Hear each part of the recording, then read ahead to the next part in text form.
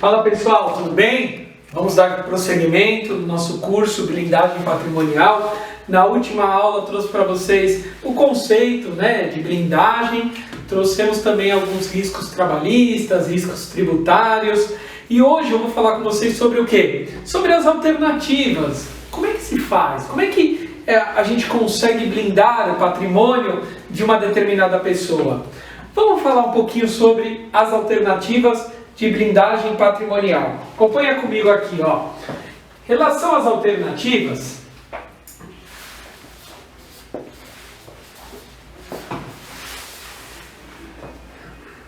vamos falar primeiro sobre o Instituto do Usufruto, tá? O Instituto do Usufruto. Vejam, a pessoa está lá, o imóvel está ainda na pessoa física, tá? O imóvel está na pessoa física e essa pessoa proprietária, titular do domínio, quer transferir para uma outra pessoa. Porém, ela quer continuar ainda na propriedade do imóvel, deixando para essa outra pessoa, mas continuando na propriedade do imóvel. O que ela pode fazer? Ela pode fazer esse Instituto do Usufruto. O usufruto, ele pode ser oneroso, ou ele pode ser gratuito, tá? Eu não vou aprofundar muito nessa questão do usufruto, mas eu vou trazer de uma forma rápida, uma forma tranquila para vocês relacionado a isso. Imagina que você tem lá o seu patrimônio, você tem o imóvel e você quer deixar para os seus filhos esse imóvel e quer deixá-lo evitando num futuro aí o inventário, né? Porque, bom, a gente sempre fala, duas certezas a gente tem nessa vida, turma. Duas. A primeira certeza é o quê? Que todos pagaremos tributos. E a segunda certeza é o quê? Que um dia todos também irão morrer. Então, quando você não estiver mais aqui, você pode fazer isso do usufruto. Então, você deixa esse imóvel, por exemplo, para um filho, tá? Passa essa parte do usufruto para o seu filho ou filha, e ali você ainda continua titular do domínio, tá? Você continua titular do imóvel. Porém, os seus filhos vão usufruir daquele imóvel. Exemplo clássico. Você tem casas de aluguel, você já quer transferir essa titularidade, esse rendimento para os seus filhos. Você pode fazer o quê? Vou fazer usufruto, não quero me preocupar na hora que eu não estiver mais aqui de abrir um processo de inventário. Automaticamente, a partir do momento que você já não estiver mais aqui com a sua morte, o imóvel já passa para a titularidade dos filhos. Faz isso em cartório, tranquilamente, não há problema algum. Você já protege esse patrimônio passando diretamente para os filhos, tá? Uma outra coisa, e isso já fica na matrícula do imóvel. O usufruto ele é importante porque assim, eu vou fazer um usufruto para o meu filho do imóvel. Faço usufruto para ele, enquanto eu estiver vivo, esse imóvel não pode ser vendido pelo meu filho, por exemplo. Ele não tem esse direito, ele não tem esse poder de transferir ou de fazer algo relacionado ao imóvel, tá? Outro instituto que existe é a doação. Também podendo ser a doação. A doação é importante nós falarmos isso daqui, ó. ITCMD. Isso é importante. Doar. Você pode doar o patrimônio? Pode doar. Na doação já é diferente. A partir do momento que você pega o patrimônio e já realiza a doação, se eu quiser já, por exemplo, cameraman, eu vou doar o meu imóvel, o imóvel lá que eu tenho, lá em Riviera, vou doar aqui pro cameraman, tudo bem? Tá balançando a câmera, tudo bem. Passo para ele. Na doação, eu posso transferir? Posso, dou para ele. Faço a doação, ele vai pagar, ele que está sendo, o donatário vai pagar a bagatela de 4% de ITCMD, que é o imposto relacionado à doação, e aí ele pode fazer o que ele quiser com o imóvel, porque eu já estou doando para ele. Ele pode botar fogo no imóvel? Pode. Pode vender para o outro? Pode. Já no usufruto não. No usufruto, o domínio, a titularidade do imóvel continua sendo do proprietário. Na doação não. Já é transferido automaticamente. Tá certo, turma? Veja, outro ponto importante para a gente falar aqui. Nada mais é do que isso aqui, muitas pessoas têm dúvida.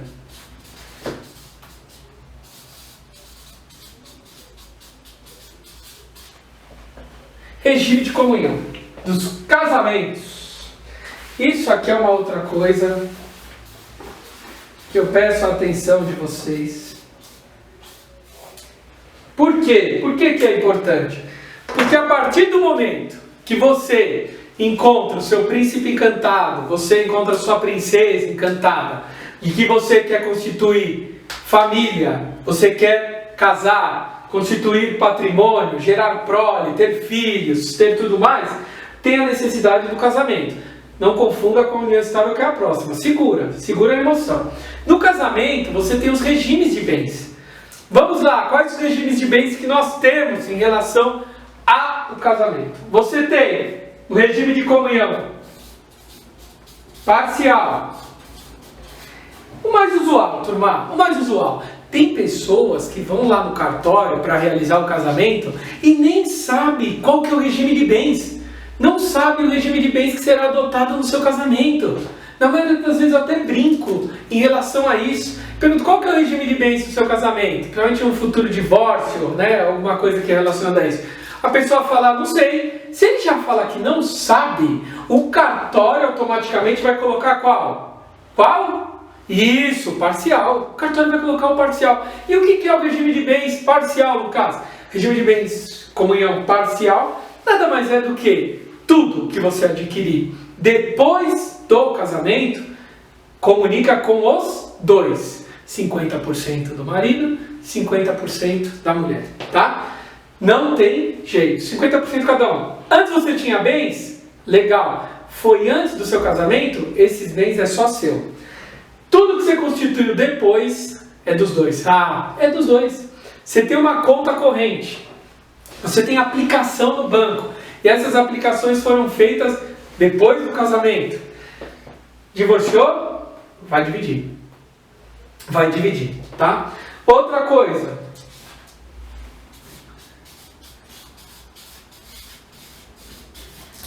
Comunhão universal. Universal. Comunhão geral de bens. Está lá, comunhão total de bens. Aqui, nada mais é do que tudo que você tinha antes com tudo que você tem depois do casamento.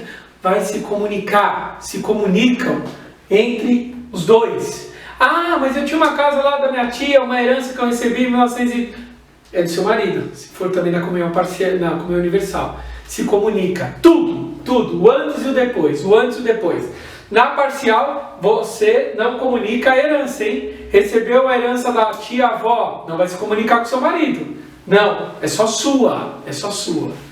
Por que é importante a gente relacionar isso daqui? Porque na blindagem patrimonial, você também tem que ter esse conhecimento, turma. Você precisa saber o regime de bens no momento que você vai fazer a blindagem, que vai fazer a estrutura, talvez de uma sociedade, talvez de uma holding. Vejam, o Código Civil, nós sabemos, a Lei 10.406 de 2002, na hora de constituição de atividade, na constituição de empresas, não se pode o quê? Não se pode sócios casados em regime de comunhão universal constituir sociedade. Não pode.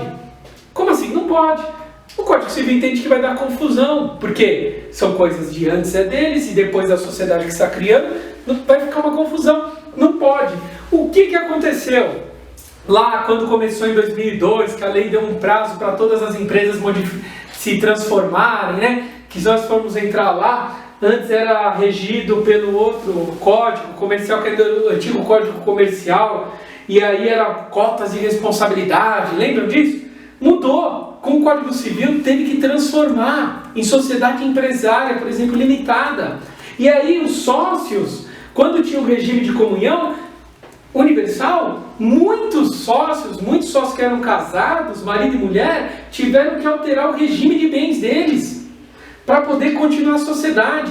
Isso foi casos aí de julgados até, se eu não me engano, até no STF. Por quê? Muitos entendiam que era direito adquirido. Eles já tinham antes. A empresa já estava constituída antes do Código Civil de 2002. E isso deu bastante problema. É importante, então, você saber essa parte, parcial e universal no regime de bens.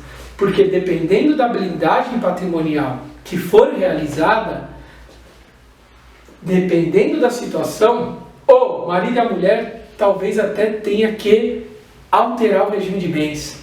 Como assim? Há casos práticos que existe o seguinte, como a gente falou na primeira aula. O que acontece? Está casado no regime de comunhão universal. O que é antes e o que é depois se comunica. E não é só bens que se comunica num relacionamento de casamento. Sabemos que também as dívidas contraídas também é de responsabilidade dos dois. Como assim? Sim, dívidas contraídas, se for no regime de comunhão universal, a esposa também vai se comunicar. Mas então pode cobrar da esposa? Dependendo da situação, pode cobrar da esposa também.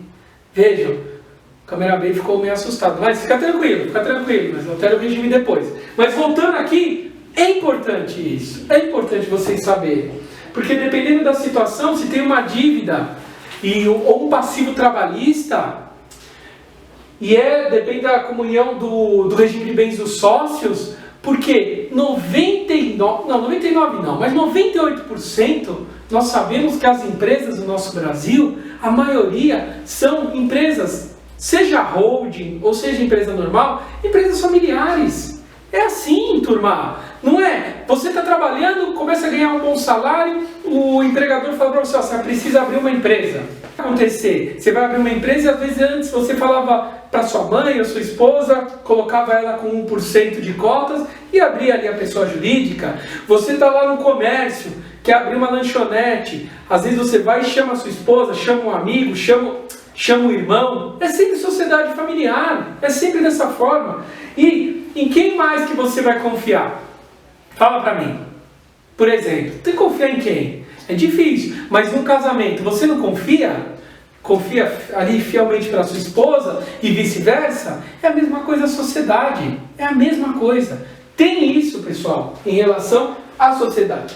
Então é importante isso. Só para a gente não tirar o foco, mas falar um pouco também, tem a separação obrigatória, tá? Que é um outro regime de bens. O que é a separação obrigatória? Separação total de bens. O que é meu e o que é seu é seu. Eu tenho meu patrimônio, sou casado e a minha esposa tem o patrimônio dela. Se vier aí a separar, o que vai acontecer? O que é dela, o que é meu. É dessa forma, na separação total de bens. E eu vou virar aqui, que nós vamos agora, falei dessas espécies, falei dessa parte, vamos falar agora de uma espécie que eu acho que atualmente, nas alternativas da blindagem patrimonial, é o néctar dos deuses, é o manjar dos deuses, é aquilo que está aí, holding. Vamos falar, da parte da holding. Nós teremos uma aula relacionada a isso, tá? Dentro desse nosso curso gratuito, nós faremos igual o Jack Stripador, vamos por partes. Porém, nós vamos ter uma aula relacionada a isso.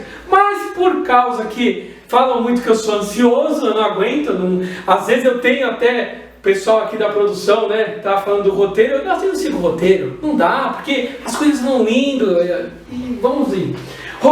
Holding nada mais é do que, não vamos imaginar como holding, que é aquela empresa controladora, e dessa empresa controladora, ela tem outras ramificações de outras empresas, tá? Por exemplo, um grupo econômico, Casas Bahia, a Casas Bahia ela tem outras empresas, tá? Não é isso que eu estou falando. Eu estou falando de uma holding familiar.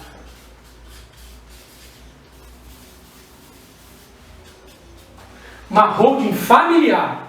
É isso que eu estou falando, que nós vamos falar bastante da holding familiar.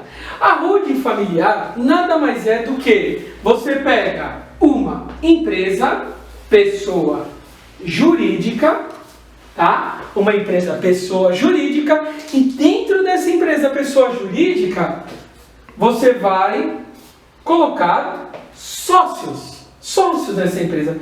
Quem que detém da maioria do patrimônio de uma determinada família? Você tem o pai e você tem a mãe, certo? Então você constitui uma empresa, o qual você vai colocar pai e a mãe dentro desse CNPJ com a descrição de holding familiar. E se você for analisar, se nós entrarmos no mérito já da parte administrativa, lá no CNAE, que é o Código de Atividade Econômica, essa holding, ela vai ser uma holding não financeira, turma. Uma holding não financeira, porque ela tem característica familiar. E Lucas, qual que vai ser a atividade dessa holding? Qual que vai ser a atividade? Atividade? Tô mandando um chá aqui. A atividade nada mais é do que a administração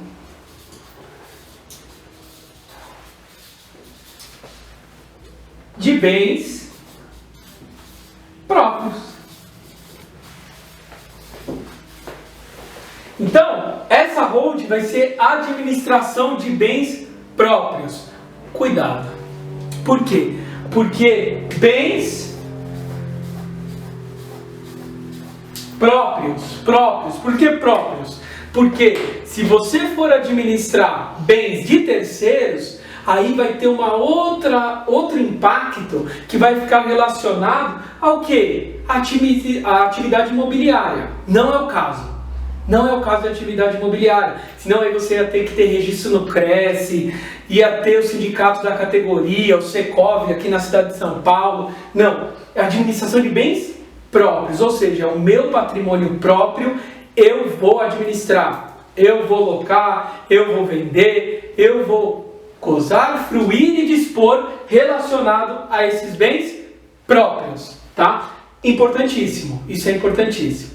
Então essa holding, Lucas, você vai criar, colocar o pai e a mãe dentro da holding, que são dono do patrimônio, e além disso, aí que está o X da questão. Além do pai e da mãe, futuramente, quem que vocês vão colocar dentro dessa holding? Vai colocar um desconhecido? Vai colocar o fulano? Você colocaria dentro da holding, que a holding é um grupo familiar, que é onde você vai pôr o patrimônio que você constituiu na sua pessoa física. Quem que você tem que colocar aqui dentro dessa sociedade? Nada mais, nada menos do que a sua prole, os seus filhos. Os seus filhos que estarão dentro dessa sociedade, certo? Então, vejam, nós teremos uma aula especificada dessa, mas eu vou dar mais um adianto para vocês. Os filhos que nós colocaremos, que vocês colocarão, os filhos, o que acontece? Você vai, cria, vem, concebe, nasce a criança, vai engatinhando, passando, vai para a faculdade, começa a trabalhar, começa a desenvolver, começa a ganhar dinheiro, e aí num determinado momento, o que acontece com aquele filho querido? Se apaixona. Porque o amor é assim, o amor chega para todos. Ele se apaixonando, o que ele vai acontecer? Vai esquecer a mãe e o pai e vai conhecer quem? A princesa ou o princeso, e vai conhecer eles. E aí o que vai acontecer? Por que eu falei daquilo relacionado ao regime de bens? Porque aí já vai começar a mexer em algo chamado patrimônio. Colocou o filho dentro da empresa e o filho conheceu quem? A futura, a nora. A nora e sogra sempre se amam, né? A gente sabe disso, não, né? E o que vai acontecer? Ele casou no regime de comunhão universal de bens. Eu não estou aguentando, estou falando tudo, mas vou deixar para a próxima aula. Mas só para acabar, casou no regime de comunhão universal de bens. Com o regime de comunhão universal de bens, tudo se comunica do que ele tem antes do casamento. E antes do casamento ele entrou onde? Na holding. Cenas para o próximo capítulo, mas isso vai dar trabalho. Vamos estruturar direitinho, vamos ter planejamento, vamos ter o que? Foco. A aula de hoje foi falando das alternativas. Espero que vocês tenham gostado. Vamos se falando também no nosso grupo do WhatsApp. está lá 24 horas por dia, 7 dias da semana, para a gente se comunicar. Um grande abraço, foi um prazer tê-los vocês nessa aula. Até a próxima!